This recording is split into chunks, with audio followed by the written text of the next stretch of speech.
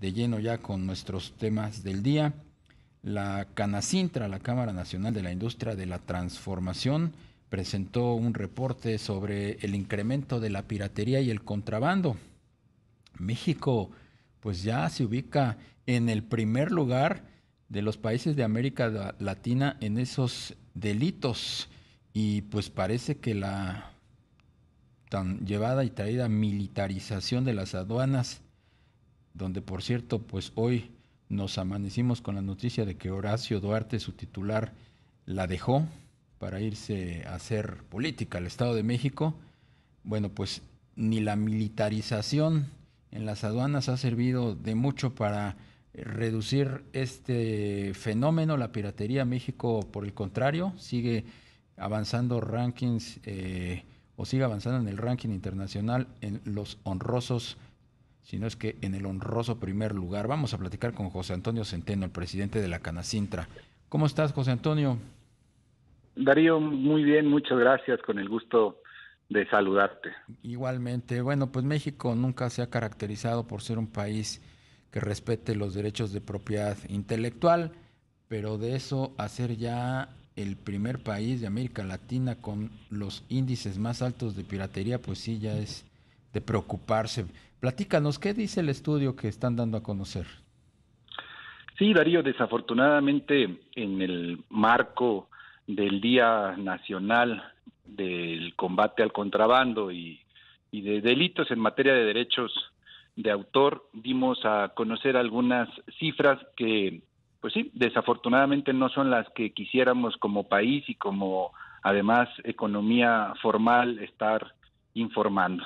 Los estudios nos arrojan que una de cada tres mercancías que se comercializan en nuestro país provienen de un origen ilícito, ya sea de contrabando o ya sea de piratería o de robo de mercancías también, que esto es también un fenómeno importante. Y hay sectores en los que son muy marcadas las afectaciones en este sentido, y mencionábamos algunos de ellos, como por ejemplo en el sector de tabaco, donde la afectación llega al 20%, es decir, uno de cada cinco cigarrillos que se comercializan en México provienen del mercado ilegal. En este sentido, por ejemplo, la COFEPRIS ha identificado al menos 260 marcas de cigarrillos ilegales que se encuentran ya internadas en nuestro país. O, por ejemplo, en el mercado de bebidas alcohólicas, que la cifra de ilegalidad alcanza el 38%. Y particularmente estos dos sectores pues son de preocuparse porque tienen un impacto también en la salud e incluso en la vida de las personas.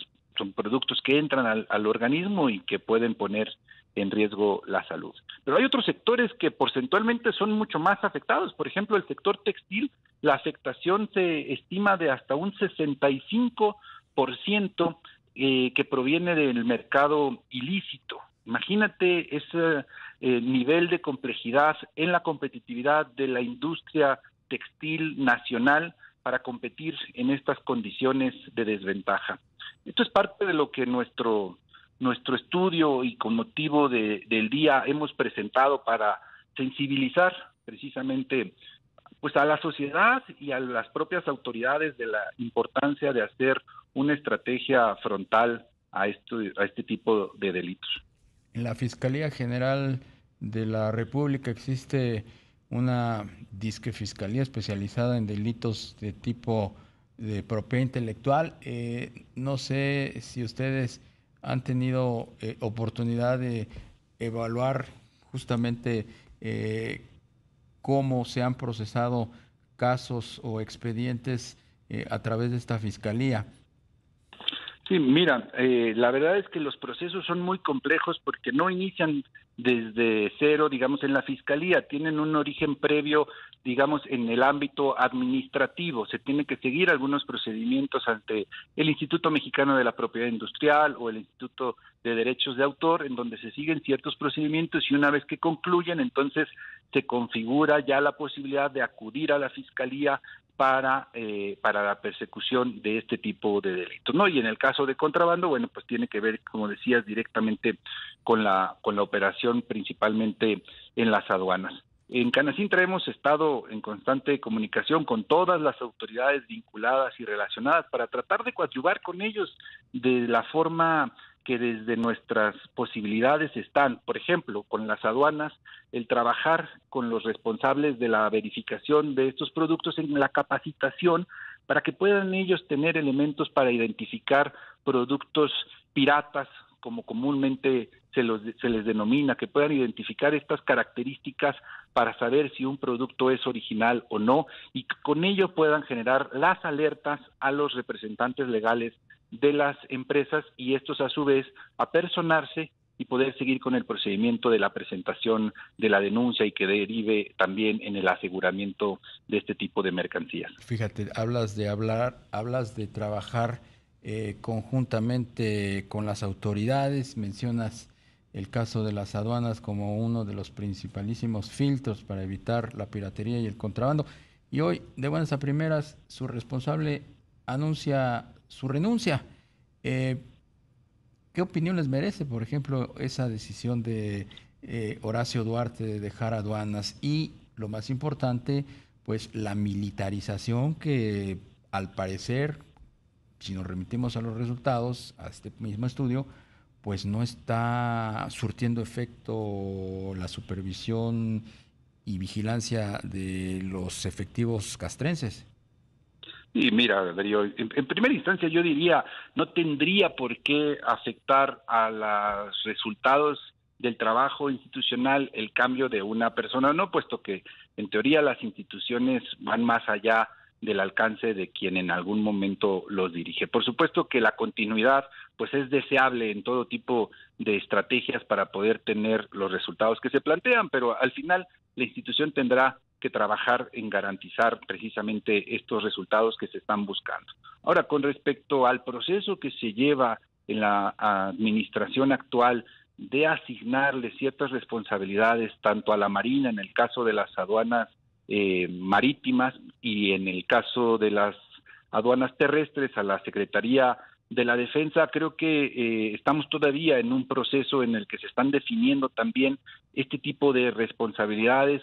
Tenemos claro que las autoridades castrenses, como lo mencionas, pues no tenían dentro de sus responsabilidades encargarse de esto y hay una curva de aprendizaje que necesariamente se tiene que pasar y esto, claro, puede verse reflejado precisamente en un incremento de algunas internaciones indebidas, precisamente aprovechándose de esta curva de aprendizaje. Nuestras fuerzas armadas no estaban capacitadas de manera, digamos, original en este tipo de funciones, no era su responsabilidad, se están haciendo cargo ahora y estarán en los procesos de capacitación, formación y certificación y confiamos que esto en el mediano plazo pues tenga un resultado muy notorio, si no definitivamente pues será una estrategia que no arroje resultados. Tendremos que estar midiendo avances en los próximos meses tangibles para poder hacer una evaluación en este tipo. Aprovecho, José Antonio, la oportunidad para pedirte tu opinión respecto de este reciente cambio que se ha dado en la Secretaría de Economía, en donde, bueno, pues convergen intereses del sector manufacturero, aglutinado precisamente en los pequeños y medianos empresarios de la transformación.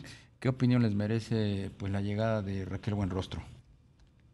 Mira, hoy tuvimos precisamente en el seno de la Comisión Ejecutiva del Consejo Coordinador Empresarial una reunión con la secretaria Buenrostro, una reunión, digamos, de presentación en la nueva responsabilidad, porque por supuesto que ya habíamos tenido reuniones con ella en su carácter de jefa del Servicio de Administración Tributaria, en donde expusimos cada uno de los organismos algunos de los temas fundamentales que nos ocupan en la relación con la Secretaría de Economía, y que son muchos, poniendo cada uno de nosotros cuáles son estos temas, pero sobre todo fijando la postura de la importancia de poder tener continuidad en algunos de los temas que se han venido trabajando en coordinación con el sector privado, pero también en la importancia de mantener un diálogo cercano, un diálogo directo con la iniciativa privada para poder construir juntos estrategias que nos permitan sí aprovechar hoy la coyuntura que México está viviendo. Yo noté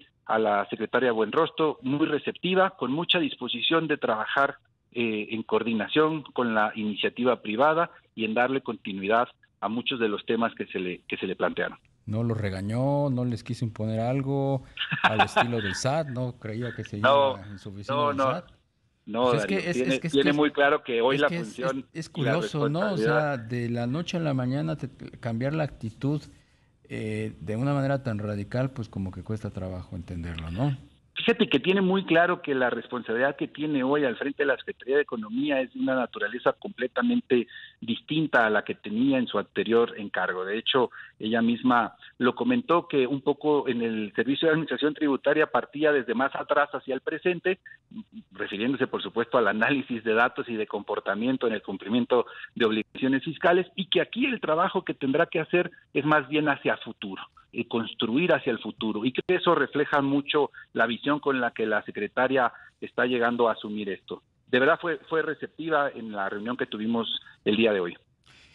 Bien, pues te agradezco mucho estos minutos, José Antonio Centeno, presidente de la Cámara Nacional de la Industria de la Transformación, Canacintra. Muy buenas tardes. Gracias a ti, Darío. Un gusto y un saludo a tu audiencia.